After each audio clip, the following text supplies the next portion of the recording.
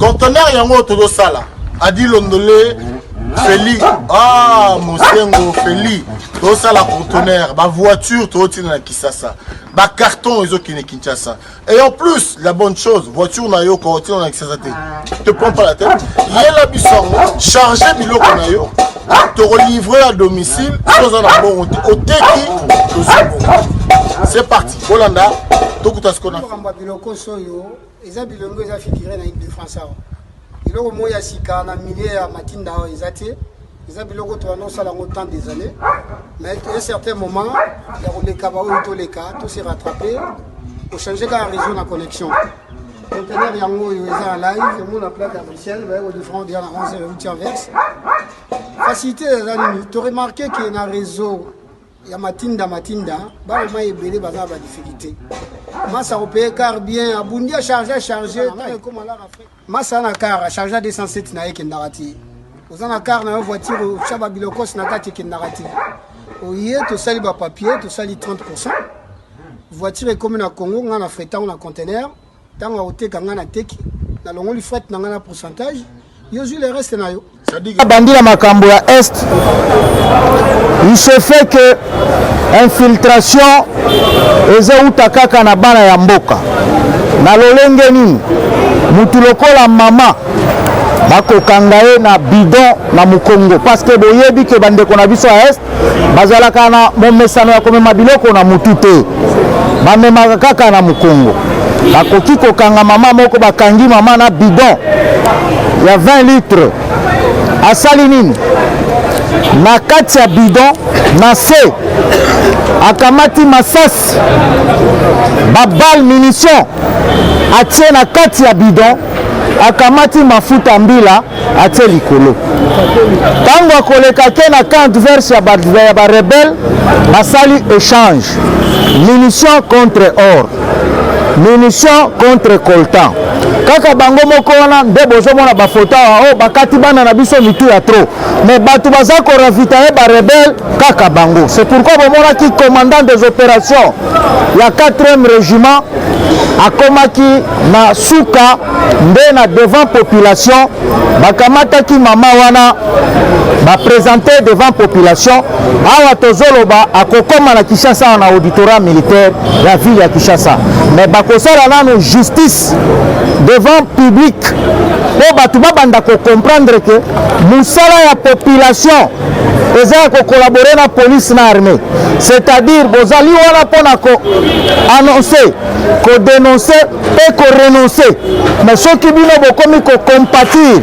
na rebelle eza phénomène oyo tomonaka mpe awa ya de ces policiers bakomi bakolabore ya bakuluna bongo te c'est pourquoi okomona ta bosali baeffort ndenge mais soki déjà bino bobandi kodémantele bango ko-annoncer bango parce que comment expliquer na bandeko na biso ya est mutu na moyo omonaka ya aza normal civil na butu ozokroise alati teni mais pourquoi koannonce na bakonzi ya mboka te donc eloko wana esalaki ke na discipline président atindaki na bakonzi oyo bautaki Kinshasa bakendaki kodémantele bareseau nyonso wana.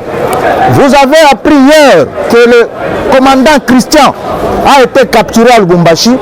Parmi l'un des assassins, il y a notre frère Chérubert Chebea. Ce monsieur Bangonde Bazalaki qui préparait même soi-disant attentat au Boyoka qui balingaki baboma Gilbert Kankonde dans l'hôtel Caravia. C'est ce monsieur-là. Biloko Boyoka qui ezalaki ko salema oh ba Zambien ba occupé mabele ngakute kamusangai. Depuis na kola na ndenge na zabo na yebi place Zambia bunda bitumbate. Parce que biso tozalaki wana na frontière wana nyonso bakasumbalesa bachinsenda bamokambo balukanga balusaka. Donc eza jour nga la monaka ke bazambe bakima eza jour batiaka garde civile na frontière ya Kasumbalesa.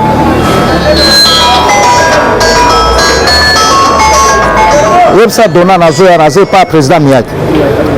Batinda kaka garde civile ya pamba na frontière ya Kasumbalesa wana bazambie bazwa panique.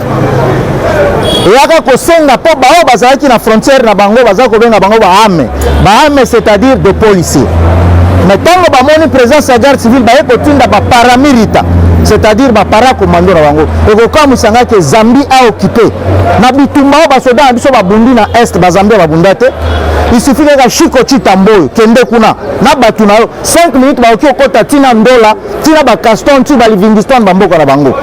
Mais oyo ba ke combine moko ezalaki wana ezaki ba collabo kaka batu na biso yawa siko président a instruire phénomène au bozali koyoka bilanga nde ezalaki phénomène bilanga wana ezaki nini ezaki koleka na bilanga. Frontière ezali moko na guichet unique où tout le monde doit passer pour na kofuta mpaku ya l'État. Mais bakomaki na système wana ya bao bautaki depuis kokonza mboka ezalaki kosalema. C'est que na ye na conteneur nanga eza na 1500 cartons. Ole na lekisango nyonso nafuta péage nafuta douane nango nga na fungoli conteneur na bandi kokotisa yango lokola ba mikumba. Yo memeli nga 100 cartons na kofuta yo autant 100 cartons. Siko sur 1500 bazo déclaré na l'état que 300 cartons de koti. Or que ezalaki conteneur mobile. Tango bandeko na biso bilanga ba dénoncer yango bango babalukeli bango balobi te bato ayi de presse bakomi kopercevoir bambongo ba taxe. Or que système wana bato basala yango eza bato ya jiferi ya babakingo à l'époque. Tango sikoyo emati na hiérarchie nde balobi pour couper court baraser bilanga. Bilanga ezalaki lokola terrain moko neutre. Oh ba échange ezalaki kosalema lokola monaka bandeko ya biso na lufu. En dehors ya guichet à l'État ba petit peuple pe bazaki kosala oyo babengaka troc. Mais troc wana na se mafia yaki kokota makasi. C'est pourquoi baraser na batracteur ya pays mort d'homme sikoyo mutu nyonso tu il faut aleka na marchandise na ye na voie autorisée. Liboso bakomi koloba o batu baza na mbongo ya kofuta bataxe te. Mais awa tozoloba avec inspection générale ya finance douane ya Kasumbalesa et maximiser recette. Wana il faut kobetela faci maboko parce que eloko asali na bango moko bato ya Kabili et déjouer bango nyonso. Fraude wana awa toza na mission ya 4 généraux batindi bango bandeko na biso na est tina ba Congo. Phénomène, un militaire n'est pas un policier, il n'est pas agent ya douane. Batindi o kengela territoire ya mboka. Police po kengela les personnes et leurs biens. Mais yo FARDC okomi kotia barrière. Mutuka nyonso ko tracasserie o ezangi kombo. Chose grave bazokende kuta o FARDC. Olio ozala na teni osolati Varese à Barcelone, teni otie na nzete. Mutu soki aye sur place basengi na population buka biloko nyonso wana président boy ekei ti etandi mobimba république ezali succès moko ya kosakana te. Plus question ya babarrière ya kotracasser bato. Policier nda azali wana mpona kobatela bato na biloko na bango. Yo soda ozali sinzili ya mabele ya ndelo ya mboka. Nde misala omoni président asali oyo boyoki moral esalemi na général Chiwewe azalaki na kancha Chilobi ayaki komata lisusu côté aéroport na Kibomango à instruire, à expliquer basoda c'est que un garde républicain azali nani azali na 3 missions. Mission na ye liboso eza kokengela mokonzi ya mboka, kokengela libota mokonzi ya mboka, kokengela bana na ye na bapaya ya mokonzi ya mboka mpe kopesa ye honneur oyo babengi losako mpe koprotege ye jusqu'à sacrifice suprême. A instruire bango garde républicain couleur politique ezalaka te, couleur tribal ezalaka te. Bino boza wana masolo na bino kobeta comment est-ce que koprotege mokonzi ya mboka point bar.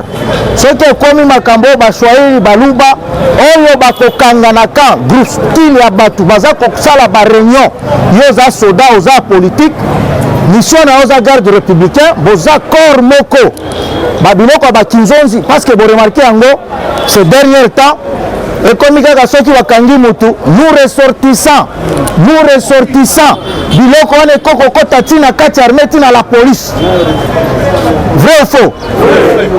Nde bainstruire oyo bakokanga na kati ya camp aza kokotisa bizaleli hina akozwa mbano na ye bakokanga ye parce que aza appelé ya koservir drapeau ya mboka 1.13 UDPS viva awa tozoloba baexpert oyo bayaki elongo na baallemand parce que bapays eza ebele baexplorateur oyo bake kosala exploration na bango na Kasai précisément na mboka ya notre sphinx de res mémoire Etienne Tshisekedi wa Mulumba bake kodécouvrir cobalt ya kosakana te c'est que Congo eza réserve stratégique ya Nzambe cobalt diamant or bakendelaki mission mosusu bakendaki mission ya kotala miba mais bake kodécouvrir soki baoyo baza na kati ya groupe oyo babengi les héritiers oyo ya biso ya parti bokomona yango parce qu'il faut donner les informations aux fiables.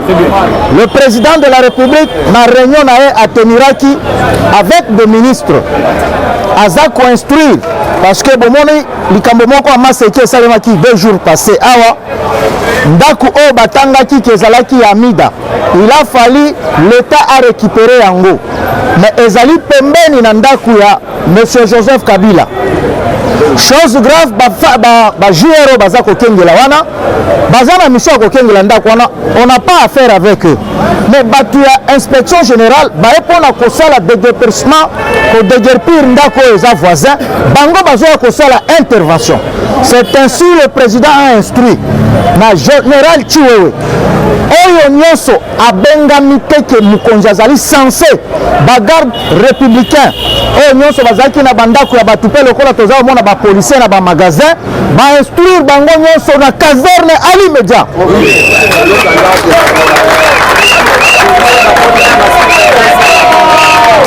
UDPS viva UDPS viva bainstruire bango nyonso na caserne parce que kipomba mususu influence esalaka mpo nga nayebi yango bien soki jip moko etelemi awa moto akiti na policier naomona nanga kutu eloko te soki namoni motu kaka kiti ata na mbuteyage omoni mura yo moko komona kaka ke résultat eza kokesana vrai ou faux biloko wana eza trafic d'influence président lobi abu ya oyo nyonso akose présente te na camp lelo na drapeau kombo na ye prix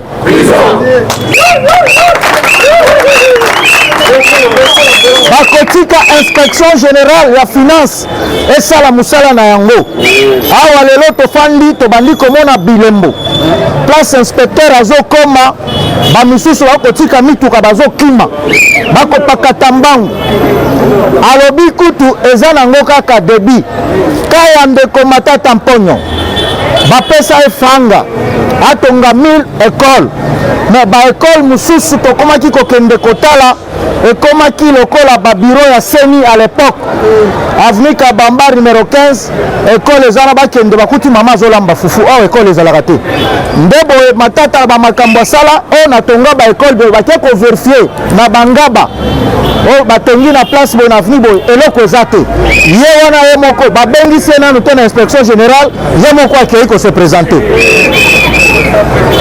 bongo ami l'école okoki kotonga te mais oke kotonga université mapon oyo ezali privé bazopesa bana babourse na primaire bana bazolia potopoto mbongo wana ozwi yango wapi il va passer devant la barre baoyo tozalaka kotelema awa tolobi état de droit lelo eza réalité to réalité te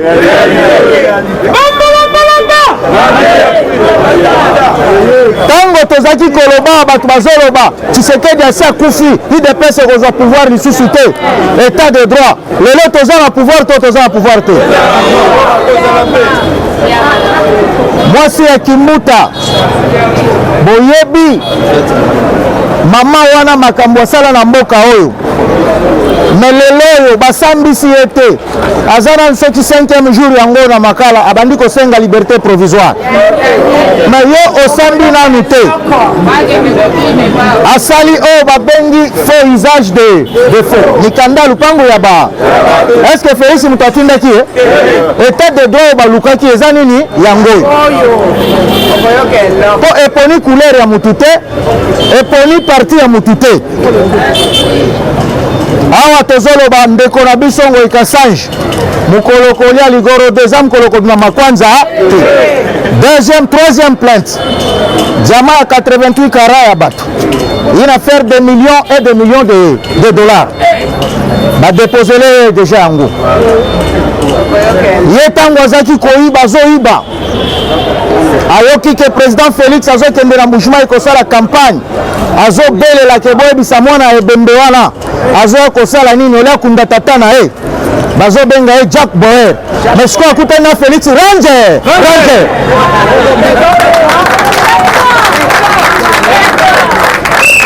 IDPS viva! Les parlementaires debout viva! Force acquise au changement viva!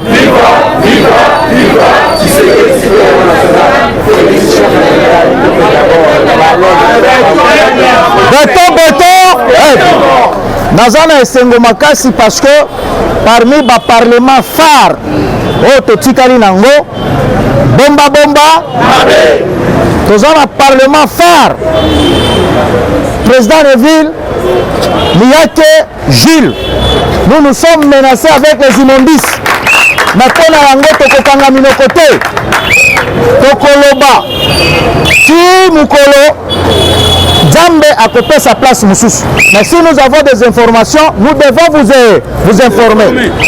Courage mingi na président Miyake, parce que Parlement oyo ngamoko na tali na YouTube eza parlement phare eza kopesa image ya parti na kosenga ndemba la sima drapeau eza muke faut botelemisa ata 4 moko na kwa wana moko pena first place likolo wana epepaka vraiment parce que visibilité ya parti eza drapeau.